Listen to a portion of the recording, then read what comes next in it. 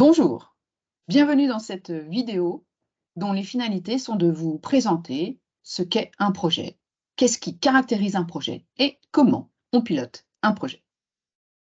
Je suis Isabelle Laurent-Collin, je suis consultante au sein du cabinet ILC Consulting, experte en gestion de projet et gestion des risques, et je suis aussi professeure associée au sein d'Excelia Business School pour les sujets du management de projet et de la gestion des risques. Alors, débutons cette idée du projet et ce partage d'informations sur la gestion des projets. Je vous livre un nuage de mots que j'ai réalisé avec des stagiaires il y a un certain temps. Ce que j'apprécie dans ce nuage de mots, c'est qu'il fait ressortir, à mon avis, les idées les plus importantes à partager lorsqu'on découvre l'environnement de projet. Le premier mot, c'est le client. Il n'existe pas de projet s'il n'y a pas de client. Il n'existe pas de projet si le besoin du client n'est pas clairement identifié. Ça sera une des grandes difficultés, mais c'est aussi la donnée d'entrée majeure. On pourrait tout de suite parler de l'équipe, mais avant de parler de l'équipe, je vais parler de l'innovation, parce que l'innovation, c'est ce qui caractérise le projet. On va travailler en équipe, aussi bien en mode projet qu'en mode opérationnel. Mais ce qui caractérise vraiment le projet, c'est que dans ce qu'on va livrer à notre client, il y aura une vraie dimension d'innovation. Ce sera forcément un projet, un produit, une réalisation unique. Donc ça, c'est une des caractéristiques principales. Ensuite, effectivement, on va la réaliser en équipe. Grâce à des compétences pluridisciplinaires, multimétiers, on va pouvoir chacun contribuer à la réalisation donc des livrables, c'est-à-dire ce que l'on va proposer à notre client pour répondre à ses besoins. D'autres mots extrêmement importants, le budget. On réalise un projet au regard des ressources financières de notre client, mais aussi le planning, c'est-à-dire qu'en fait, un projet a toujours une date de début, une date de fin. On vient de placer, je dirais, les mots les plus importants en ce qui concerne la gestion de projet.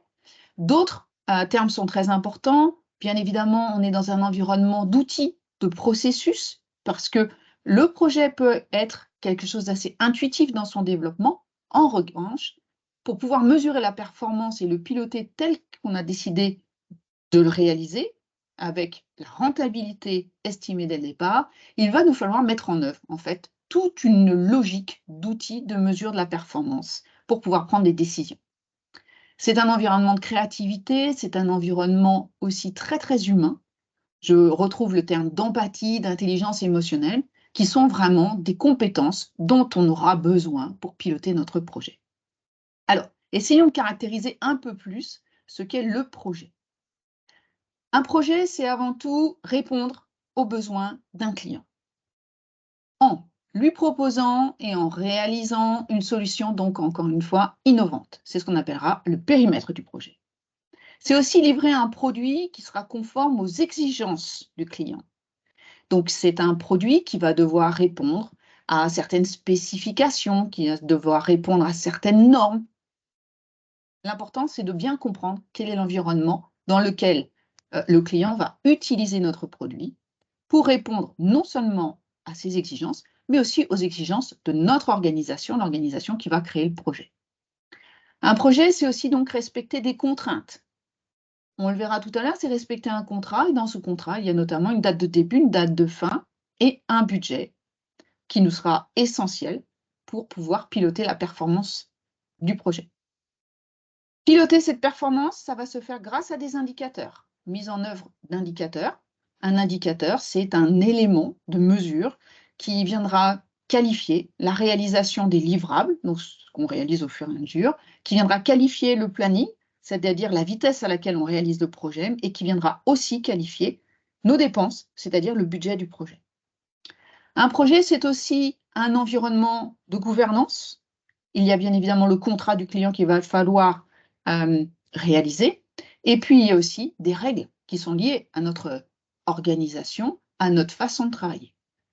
Et puis, bien évidemment, un projet, c'est manager une équipe multimétier avec des compétences riches qui viendront contribuer à sa réalisation.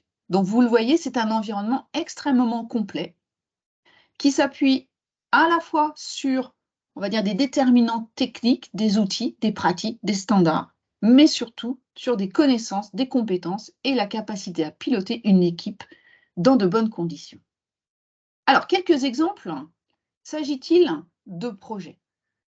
Si on garde en tête le maître mot qui est l'innovation, c'est finalement le premier critère qu'on va chercher à caractériser.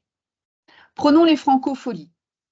Y a-t-il innovation quand on parle de francophonie, alors qu'il s'agit quand même d'un festival qui a lieu depuis des dizaines d'années, qui a lieu tous les ans à La Rochelle, au même moment, au même endroit? Quelle est l'innovation finalement? Eh bien, l'innovation, elle est présentée ici, ce sont les artistes.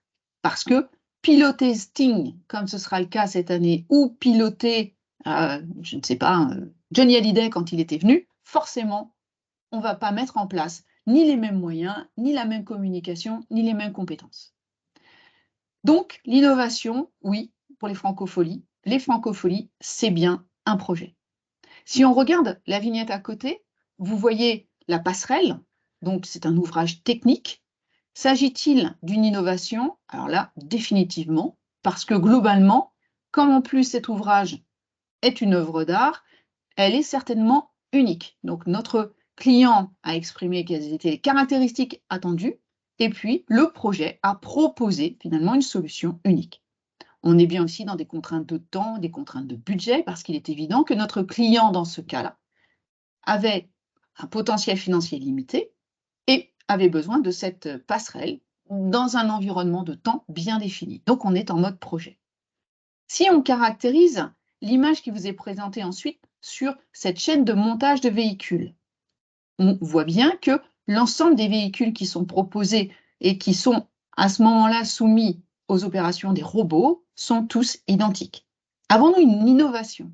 Alors, l'innovation, pas dans la réalisation. L'innovation, elle a été probablement développée lorsque la gamme de véhicules a été définie, mais lorsqu'on rentre en production de ces véhicules, on est vraiment dans ce qu'on appelle une organisation par opération. L'optimisation de cette organisation porte sur les processus, porte sur les temps de réalisation, l'optimisation peut-être au travers de ce qu'on appelle le lean management, mais nous ne sommes plus en mode projet. Alors vous me direz, pourtant chaque véhicule que l'on va livrer est un petit peu spécifique, il est un peu unique pour le client, parce que la couleur va être différente, mais aussi parce que les options seront différentes. Mais ces options sont elles-mêmes des standards. Donc en tant que tel, il ne s'agit pas d'un projet. La dernière vignette qui vous est proposée, il s'agit du développement d'une réponse informatique, donc soit totalement développée pour un seul client, donc on est bien dans l'innovation, soit il s'agit d'un outil standard qui aura été customisé pour notre client, et auquel cas on est bien dans cette unicité. Voilà donc comment caractériser un projet. Si on rentre un petit peu plus maintenant dans ce qui fait finalement l'intérêt du pilotage d'un projet, eh bien, je vous propose de nous arrêter déjà sur cette notion d'attente du client. Nous avons sur la partie gauche donc, du slide, vous voyez la définition d'un bâtiment, donc d'une maison individuelle, telle que le client la souhaite. Et en fait, vous voyez qu'il y a deux images. La première, celle de gauche, c'est telle que le projet a retranscrit sa compréhension du besoin du client. Et puis celle de droite, c'est telle que le client a exprimé ou, et là c'est bien plus compliqué, pense avoir exprimé son besoin. La différence, c'est la fenêtre, premier étage à gauche. Dans le cas du projet, il est compris qu'il s'agit d'une fenêtre comme les autres fenêtres. Dans le cas du client, il s'agit d'une porte-fenêtre. Et vous comprendrez bien que ce périmètre, le périmètre c'est la maison entière, le périmètre compris par le projet n'est pas le périmètre tel que le client l'attend. Cet écart de périmètre crée une zone de risque. Et c'est toute cette difficulté que le chef de projet, son équipe, va devoir piloter pendant toute la réalisation. C'est la raison pour laquelle on considère finalement que lorsqu'on parle du périmètre, il y a 3 niveaux de périmètre. Le périmètre partagé entre le projet et le client, c'est la zone verte. Zone verte, zone de confort, on est tous d'accord, voilà. Hein, vous le voyez sur la maison, allez, on est d'accord sur potentiellement 95% du périmètre. L'autre zone sur laquelle on est d'accord, c'est la zone rouge. C'est ce qui n'est pas compris dans le périmètre. On s'est mis d'accord entre l'équipe projet et le client pour dire ce qu'il n'y est pas. On a pu proposer des options, justement, on a pu parler, entre autres, de cette porte-fenêtre. On a pu proposer d'autres choses dans la maison, que ce soit à l'intérieur ou à l'extérieur, et le client a clairement notifié qu'il ne retenait pas ces options. Ça, c'est le hors périmètre. Malheureusement, il y a la zone grise. La zone grise, eh bien, c'est la zone d'incompréhension. Soit que le besoin n'a pas été exprimé, soit qu'il n'a pas été compris, mais malheureusement, c'est ce qu'on va appeler le hors périmètre pour le projet et le périmètre pour le client. Et de cet écart entre ce que le client attend, ce que le projet comprend, vont naître globalement toutes les difficultés que le chef de projet et son équipe vont devoir gérer. Alors, pour essayer de limiter, bien évidemment, ces zones grises, ces zones de flou, on a défini un certain nombre de paramètres qui vont nous permettre de bien préciser le projet. C'est ce qu'on appelle les contraintes. Il y a 6 contraintes sur un projet, dont 3 contraintes majeures, contraintes prioritaires. C'est ce qui définit le triangle du projet, vous voyez bien, c'est ce triangle gris. Les 3 contraintes majeures, c'est le périmètre. On l'avait compris, ce sont les attentes du client. Ce sont les coûts, donc quel est le budget, et c'est le délai, date de début, date de fin. Et puis, il y a 3 autres contraintes qui vont permettre de caractériser l'environnement dans lequel on va développer le projet. C'est la qualité, quel est le niveau de qualité requis, attendu au regard du plan de management de la qualité de notre propre organisation. Ce sont les ressources, quelles ressources seront disponibles pour réaliser ce projet. Et c'est surtout aussi le niveau de risque qui est associé au projet. Vous l'aurez compris, le projet, c'est finalement un environnement à 2 axes. Un axe produit et un axe pilotage. C'est une des tendances actuelles, on va dire, au développement du management de projet. On vient différencier un environnement qui est très lié à tout ce qui va être définition des attentes du client en termes de produits, en termes de spécifications, en termes de prototypage, de contrôle qualité, management de produits. C'est ce qu'on appelle l'analyse business. Premier environnement. Et le deuxième environnement du projet, c'est l'environnement de pilotage. Et là, on est vraiment dans la mission du chef de projet, mission de coordination, parce que le rôle du chef de projet, tout au long du développement du projet, va être de s'assurer que l'ensemble des contributeurs, donc les parties prenantes, ont bien toutes les données d'entrée, toutes les ressources dont ils ont besoin pour pouvoir réaliser leurs activités. De même, dans la mission du chef de projet, il y aura le suivi de la performance avec le suivi du budget, le suivi du planning, le suivi des risques et ce qu'on appelle la capitalisation des savoirs, qui correspond finalement à l'ensemble du retour d'expérience réalisé sur ce projet. Et réaliser un projet, c'est aussi être conscient qu'il s'agit de piloter une équipe sur 4 phases. Donc, piloter une équipe qui viendra finalement contribuer à la réalisation des livrables, qui viendra mettre à profit l'ensemble de ses connaissances et compétences. Selon 4 phases, un projet, ce n'est pas tout de suite l'exécution. Un projet, ça se construit. La première phase, c'est la phase de lancement. La phase de lancement, c'est aussi la phase de cadrage. On va venir clarifier notre compréhension des attentes du client, la spécification du produit à livrer et les jalons majeurs, ou en tout cas les données majeures issues du contrat. À la fin de la première phase, on passera en phase de préparation. La phase de préparation, c'est la phase qui va définir le qui fait quoi, avec quelles ressources, combien ça va coûter, combien de temps ça va prendre. Donc, on va totalement expliquer comment va se dérouler le projet. La phase 1 se termine par un outil extrêmement important qui s'appelle la charte projet. Donc, l'acceptation du début du projet. La phase 2 se terminera par le plan de management de projet, outil de pilotage partagé sur le projet. Et puis la phase 3, c'est la phase d'exécution, la plus connue, celle où on réalise tout ce que notre client attend.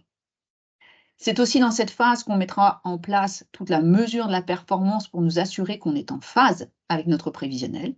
C'est aussi dans cette phase qu'on intégrera le suivi financier et le suivi des modifications du périmètre, s'il doit y en avoir. La 4e phase est une phase essentielle, c'est la phase de clôture. On va libérer les ressources qui étaient encore sur le projet. On va capitaliser la fin des retours d'expérience, faire un dossier de clôture et nous assurer que tous les contrats, notamment avec nos fournisseurs, sont bien finalisés. Voilà pour la description de ce qu'est un projet, de comment on pilote un projet, quels sont les grands axes et notamment toutes ces zones, ces environnements de vigilance qu'il faut particulièrement surveiller, piloter lorsqu'on est chef de projet ou contributeur du projet. Si vous voulez aller plus loin, je vous invite à découvrir le contenu de notre ouvrage Piloter votre projet, outils et bonnes pratiques du management. Vous y découvrirez d'autres techniques, d'autres outils pour accompagner le pilotage de votre projet. Je vous remercie. Au revoir.